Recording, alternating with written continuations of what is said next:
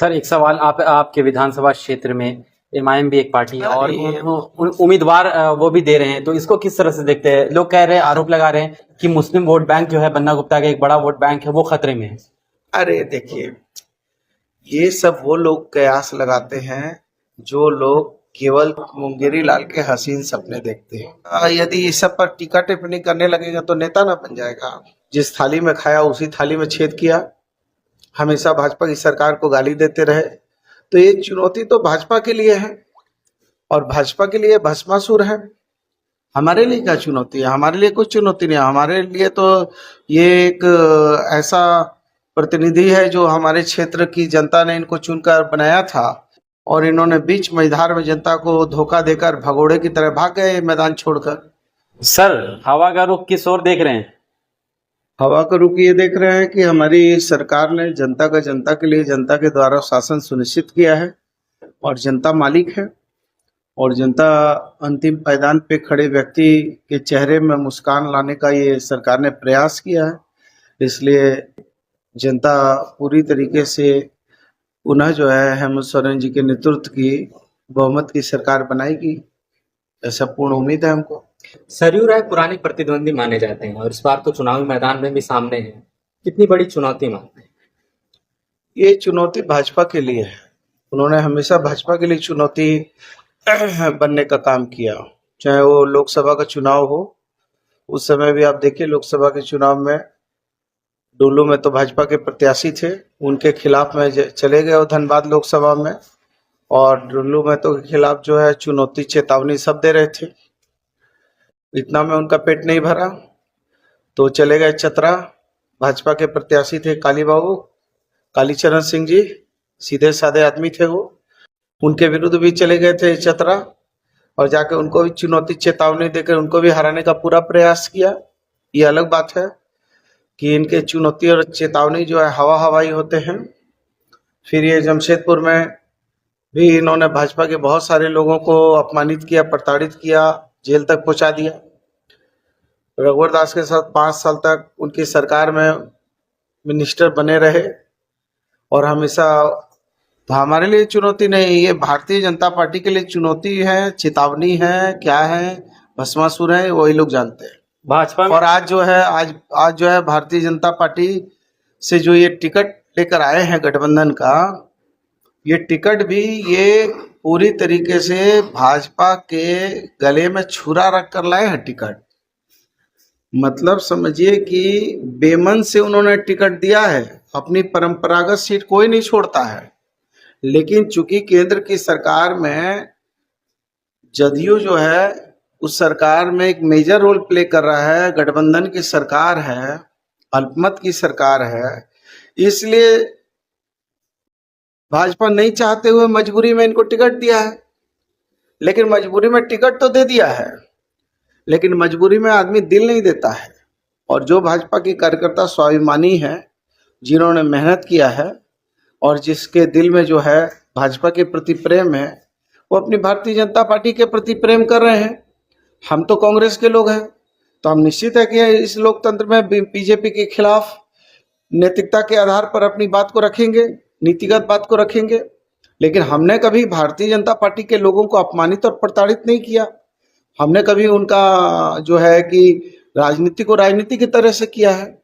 लेकिन इन्होंने तो व्यक्तिगत रूप से भाजपा के लोगों को प्रताड़ित किया, अपमानित किया, कितने लोगों का दुकान बंद करा दिया, कितने भाजपा के नेताओं पर, यहाँ तक भी नहीं रुके तो भाजपा के नेता के बच्चों पर भी झूठा मुकदमा करा दिया। तो ये भाजपा के लोगों को तय करना है कि जो उनके चिड़िया के घोंसला में जो गिद्ध आके बैठा है, वो गिद्ध जो है चिड़िया के बच्चों को कितना जो है सुरक्षित रखेगा, ये तो भाजपा के लोग जानते होंगे। सर जिस तरह से भाजपा में एक टूट की आशंका है, बड़ी संभावना मानी जा रही है, उसमें क्या इंडिया गठबंधन को और आपको एक फायदा पहुंचेगा? नहीं, देखिए, हम लोग तो टूट फूट करने वाले लोग नहीं हैं और ना हम लोग टूट फूट को प्रश्रय देने वाले लोग हैं। लेकिन अभिव्यक्ति की आजादी और व्यक्ति के मौलिक अधिकारों के हनन के खिलाफ व्यक्ति अपने मौलिक अधिकारों को सुरक्षित संरक्षित करने के लिए वो अपना निर्णय करता है। तो जो अपना निर्णय करेंगे वो उनका स्वतः का निर्णय होगा। वरना जी, जब आप विधायक हैं और फिर मंत्री भी 5 साल का कार्यकाल पूरा करते हैं। लोगों की उम्मीदें भी बढ़ती हैं और फिर नाराजगी भी, एंटी इनकम्बेंसी की बात की जाती है। आप मानते हैं चुनौतियों की, आप मंत्री भी रहे इलाके के लिए, पूरे प्रदेश में भी? नहीं, मेरे साथ ऐसी कोई घटना नहीं है, क्योंकि मैं पूरी तरीके से आज तक पॉलिटिशियन नहीं बन पाया हूँ। आज तक मेरा जीवन राजनीतिज्ञ के रूप में जीवन नहीं रहा है। और मैं कभी कभी ये कहता भी हूँ कि I am not a politician, I am a social worker, because now the present time politics is not a commitment, it is a dirty management. So my nature, culture, work of pattern, living, thinking, thought, all is social, and I am doing only social work because I know social work is the first foundation of a strong political base. So I am doing only social work. तो मेरा basic nature जो है ये political वाला nature नहीं है, मेरा एक नेचर है सामाजिक जीवन जीने वाला नेचर है। और जब भी हमारी सरकार, हमारी पार्टी ने हमको मंत्री का दायित्व दिया, जनता ने हमको जो है सेवक के रूप में विधायक का जो है उपाधि दिया, लेकिन हम आज भी अपने आप को सामाजिक कार्यकर्ता की तरह जीते हैं और सरल सहज मिलना जुलना, लोगों से बात करना, लोगों के साथ घुल मिल जाना, लोगों के दुख तकलीफ में बैठ जाना, उनके साथ जो है उनके हर चीज़ में शामिल हो जाना, ये मेरी फितरत है।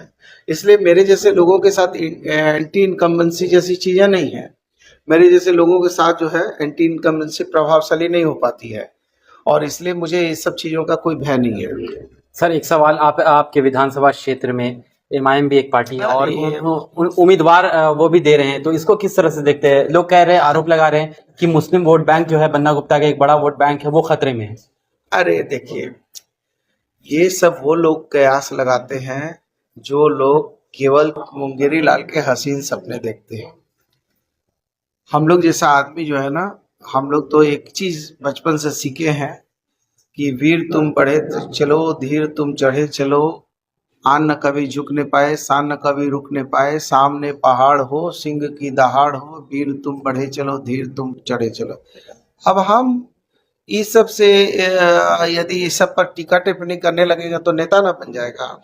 वरना जी एक सवाल और बस लेते हैं कि जैसा कि आप लोग, जाहिर सी बात है चुनाव में है, आप लोग जीत का दावा करते हैं। सियासी गलियारों में ये चर्चा है कि हरियाणा चुनाव को लेकर ये कहा गया कि कांग्रेस ओवर कॉन्फिडेंस में थी, इवन की समाजवादी पार्टी, आम आदमी पार्टी की तरफ से भी ऐसे बयान हैं बड़े नेताओं के।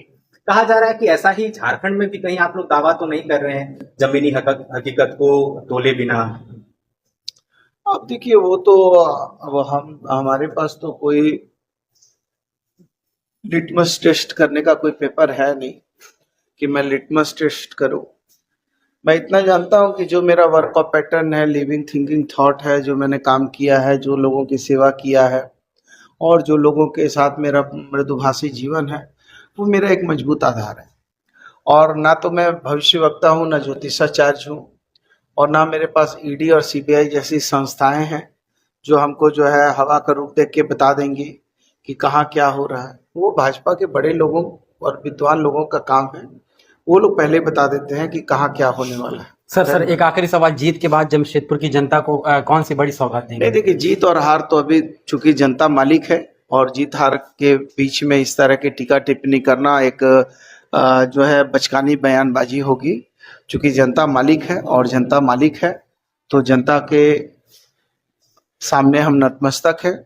जब रिजल्ट आएगा इसके बाद इस सब चीज का जवाब देंगे। 5 साल से आपकी योजनाओं से जनता तो खुश है काफी, लेकिन इस बार आपके मतलब कि महिलाओं के सुरक्षा के लिए और उनके सशक्तिकरण के लिए आप क्या कदम उठाएं? देखिए, अभी हमने 200 सीसीटीवी कैमरा जो है वो अधिष्ठापन करने का हमारा जो है योजना था, उसको और हम बढ़ाएंगे और बढ़ाकर जो है शहर में शांति व्यवस्था, कैसे विधि व्यवस्था बहाल हो, इसकी भी दिशा में काम करेंगे।